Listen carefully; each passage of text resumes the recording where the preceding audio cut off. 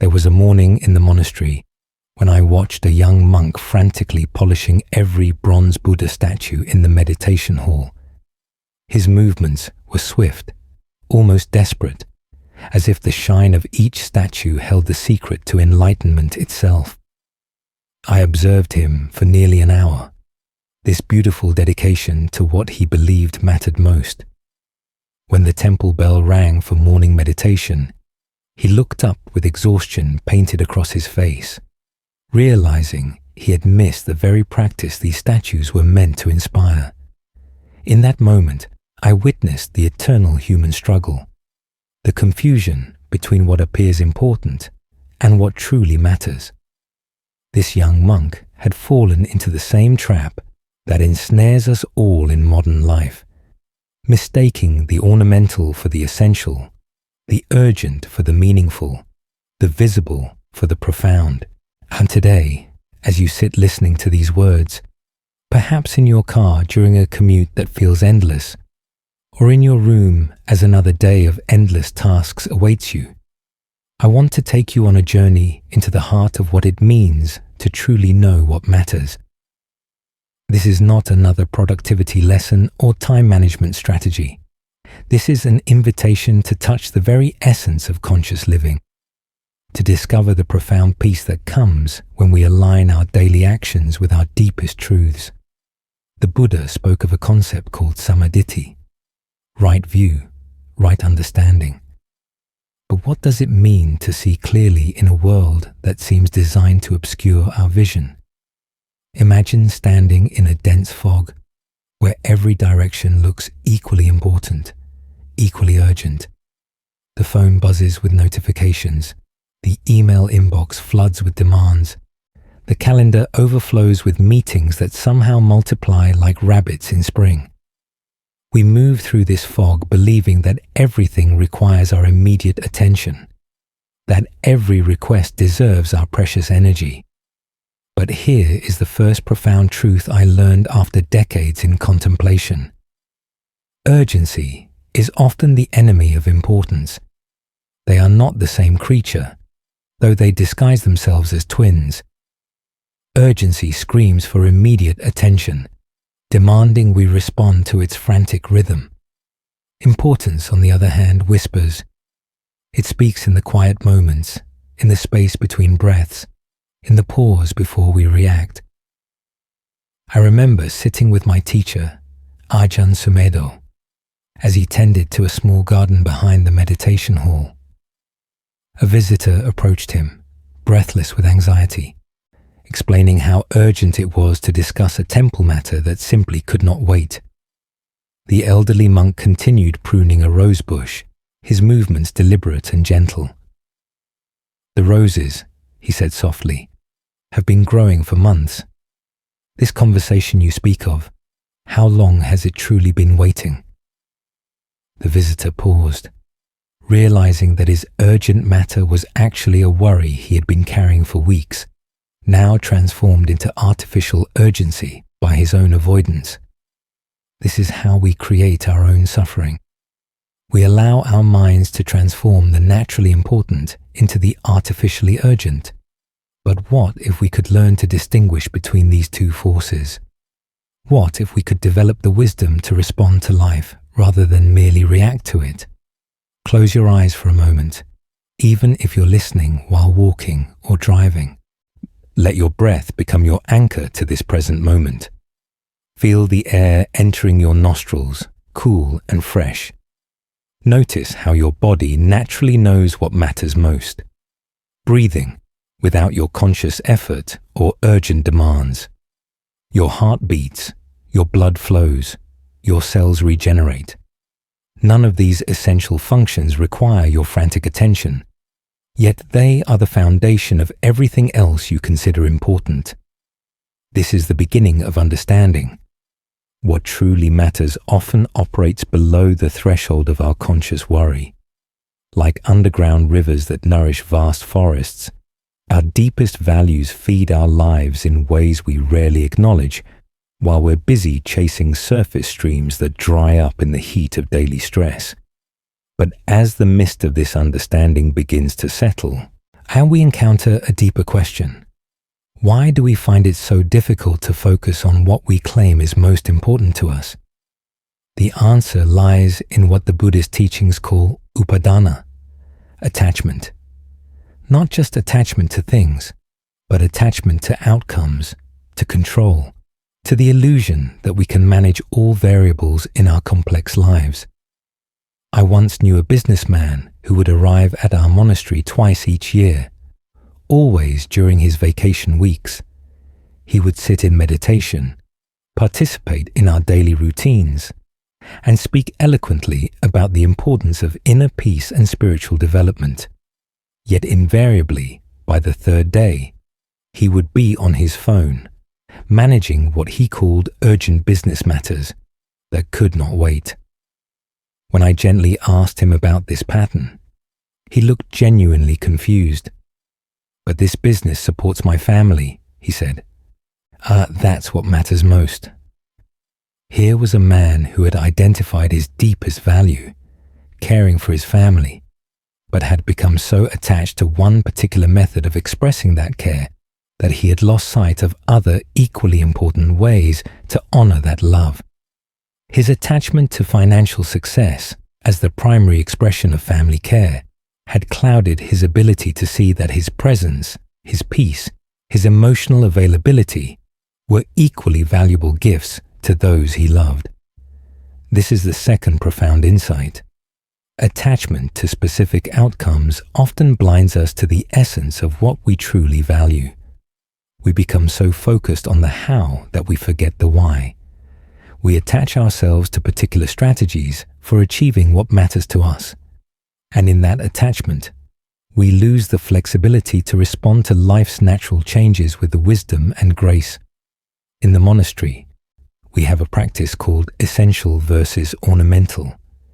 Each morning, before dawn, we examine our day ahead and categorize our planned activities.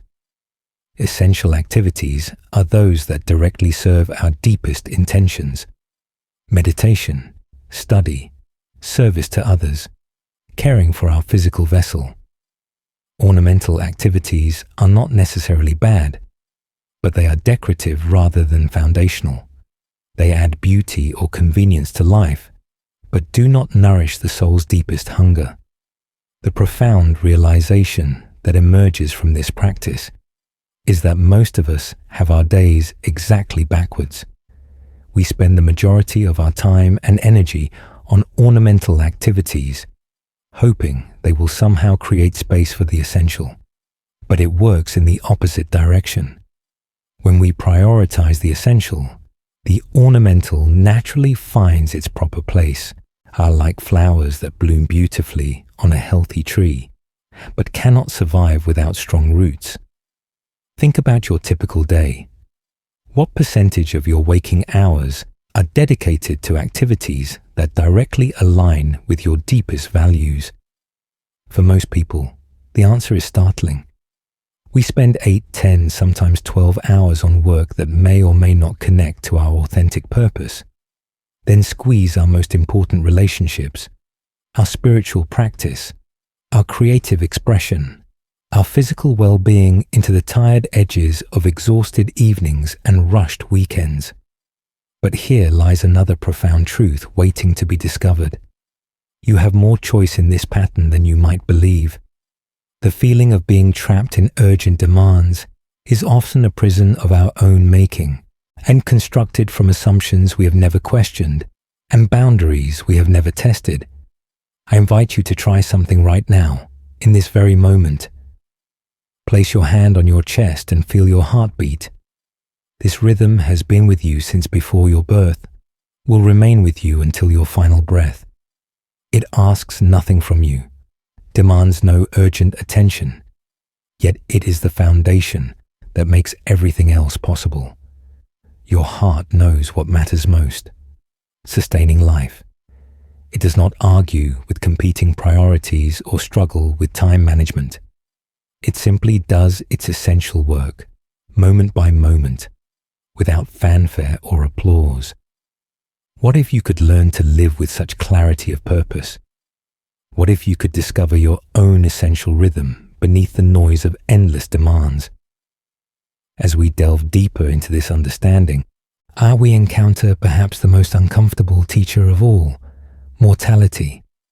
It may seem dark to speak of death, but in the Buddhist tradition, contemplating the reality of our finite existence is not morbid, but liberating. Death is the master teacher of priorities, cutting through all illusion to reveal what truly matters. I remember sitting with a dying woman in the hospice where our monastery volunteers. She had been a successful attorney, known for her fierce dedication to her clients and her ability to work longer hours than anyone else in her firm. As she lay in her bed, surrounded by flowers from grateful clients and colleagues, she spoke with a clarity that only comes to those who stand at the threshold between worlds. "I spent 40 years believing that the most important thing was winning cases," she whispered, her voice soft, but filled with profound understanding.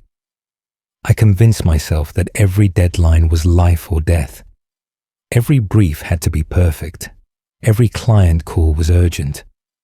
Now I realize I was living as if I would have endless time to focus on what actually mattered: my relationships, my inner peace, my connection to something larger than my career success." She paused, gazing out the window, where morning light filtered through autumn leaves. "The irony," she continued, "is that I became a better attorney when I finally learned what truly mattered. When I stopped treating every case as if it were the center of the universe, I could see more clearly, make better decisions, serve my clients from a place of wisdom rather than anxiety." This woman had discovered what the Buddha called maranasati, mindfulness of death, and not as a morbid obsession, but as a continuous gentle reminder that our time here is precious and limited, and therefore deserves to be invested in what truly serves our highest good and the good of all beings. But let me pause here and ask you directly, if you knew you had only 1 year left to live, how would you reorganize your priorities? What would immediately become unimportant? What would rise to the surface as absolutely essential? This is not a hypothetical question. It is a direct inquiry into your authentic values, the ones that exist beneath the layers of social conditioning and unconscious assumptions about what you should prioritize. Most people, when they truly contemplate this question, discover that their deepest values have little to do with the activities that consume most of their daily energy, and they realize they value connection over accomplishment, presence over productivity, love over achievement. Yet somehow, in the absence of mortality's clear teaching, they continue to organize their lives as if the opposite were true. This brings us to another profound recognition. There is often a significant gap between our stated values and our lived values. We say family is most important, yet we miss dinner after dinner for work obligations. We claim spiritual growth matters deeply to us, yet we cannot find 20 minutes for daily meditation. We speak passionately about helping others, yet we are too busy with our own endless tasks to truly listen when a friend needs support. This gap is not a sign of personal failure or hypocrisy. It is a natural result of living in a culture that has lost touch with the rhythm of what truly sustains human flourishing.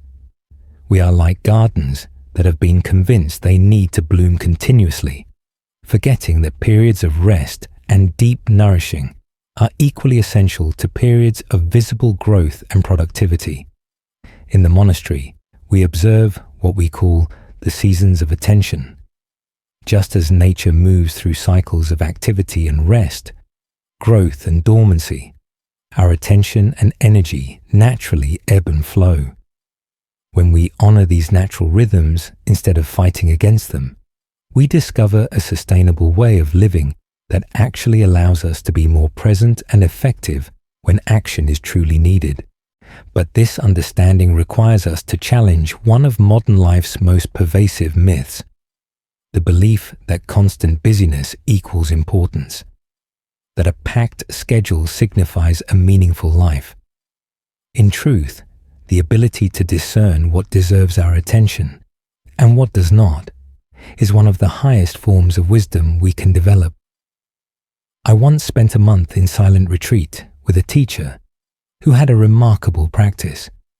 Each morning, before dawn, he would sit in meditation and ask himself 3 questions. What wants to be born through me today?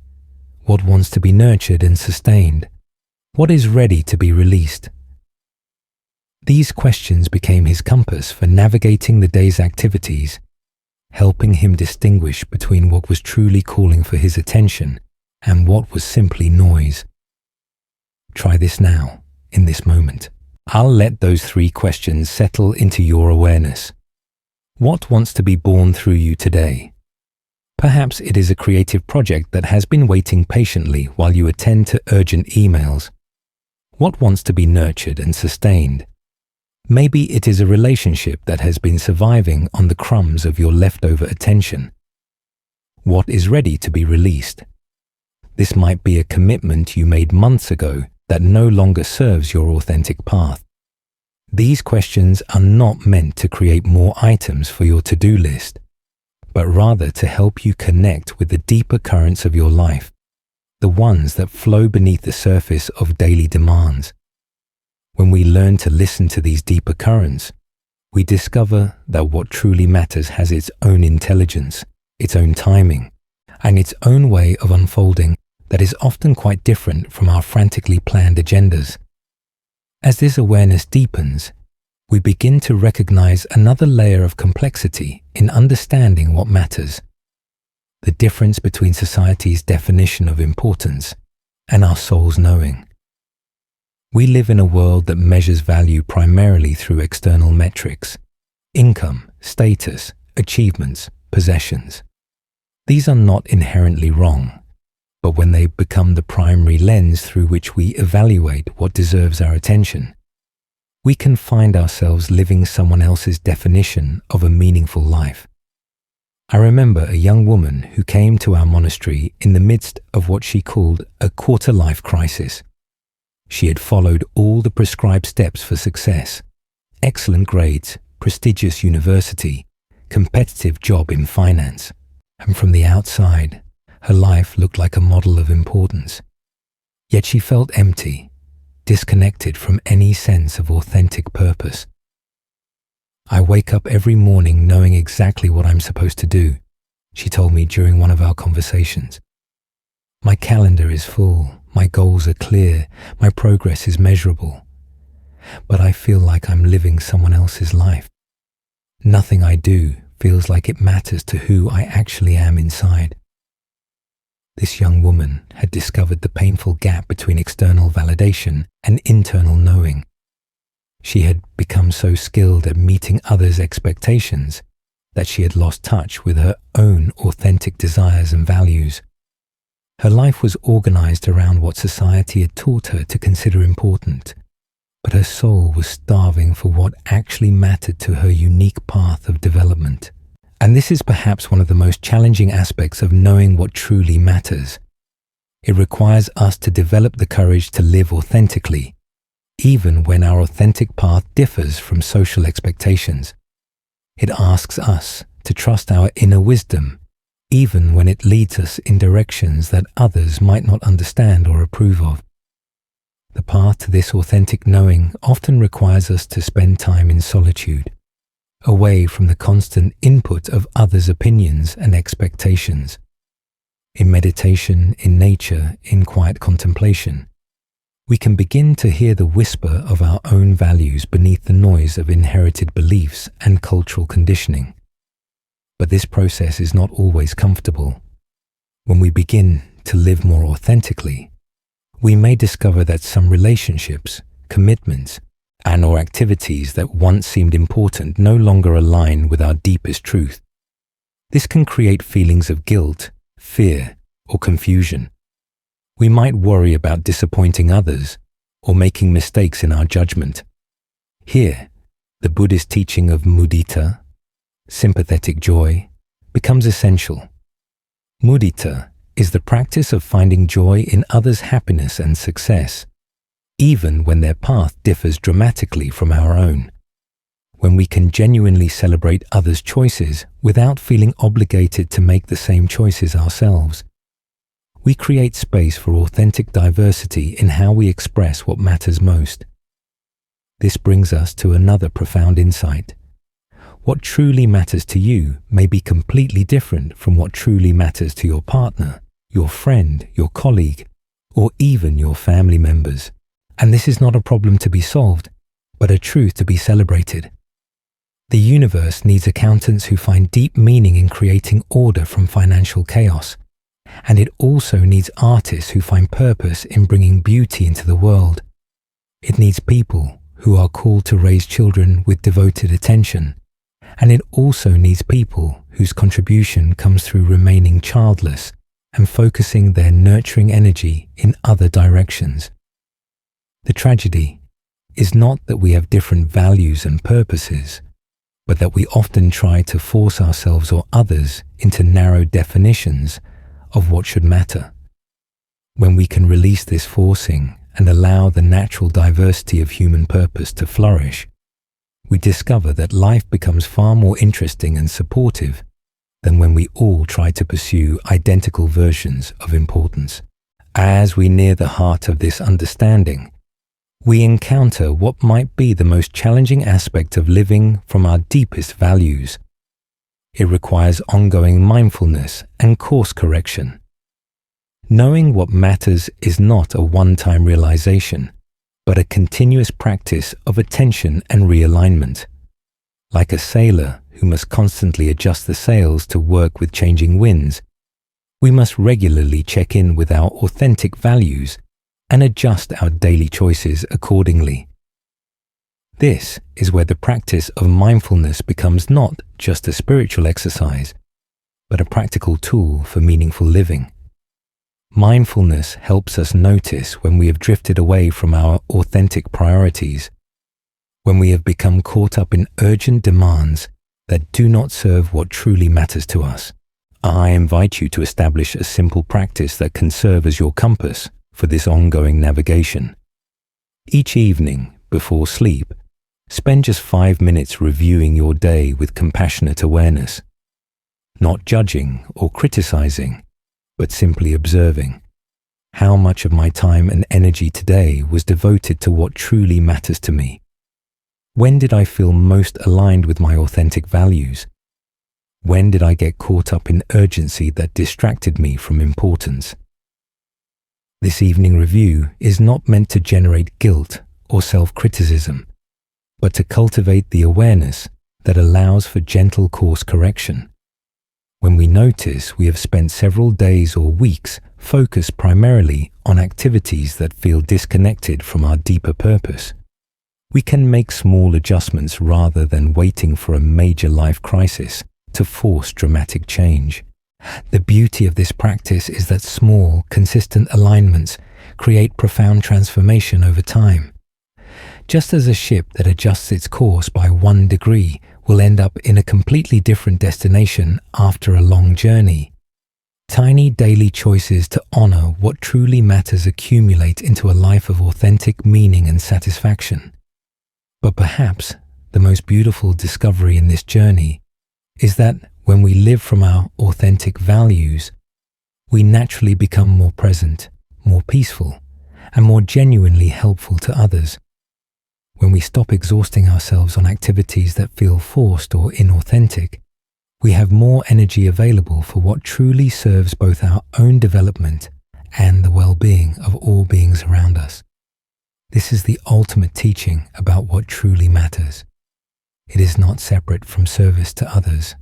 When we discover and honor our authentic values, we become more capable of contributing our unique gifts to the world.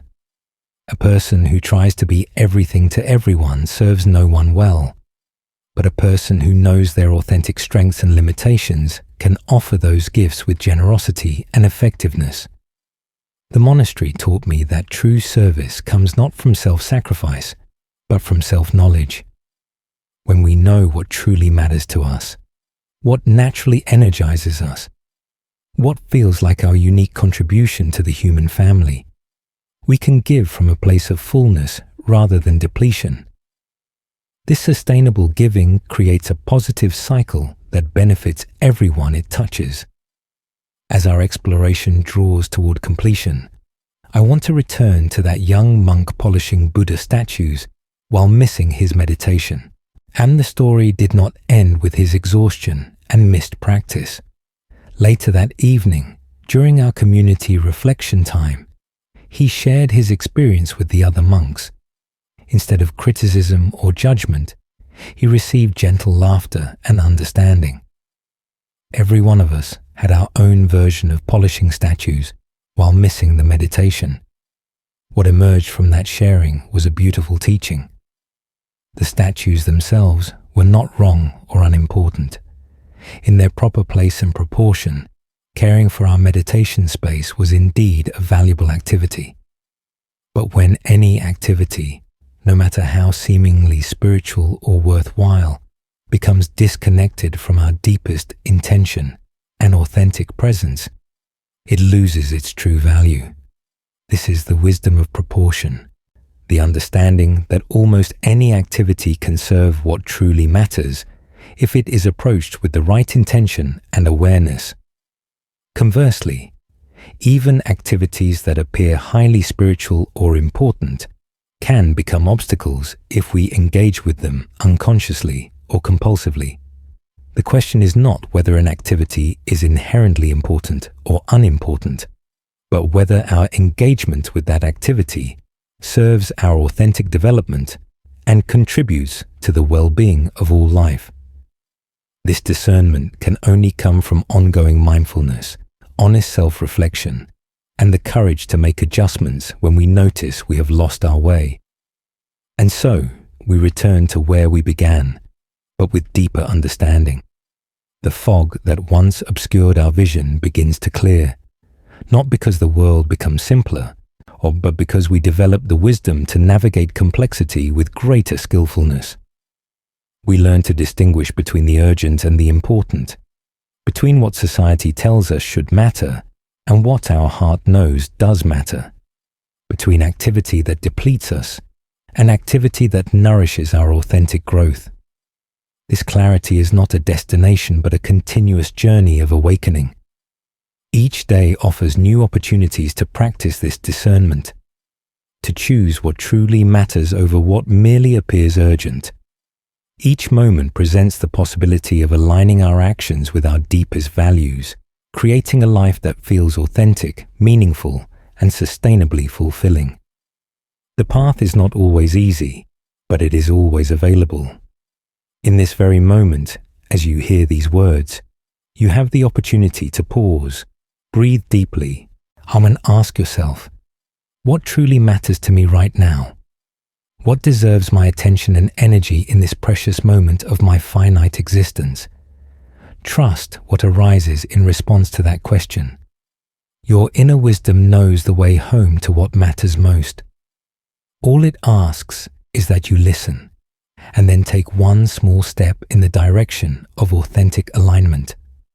The journey of 1,000 miles toward meaningful living begins with this single step of honest recognition and gentle course correction toward what your heart knows is true.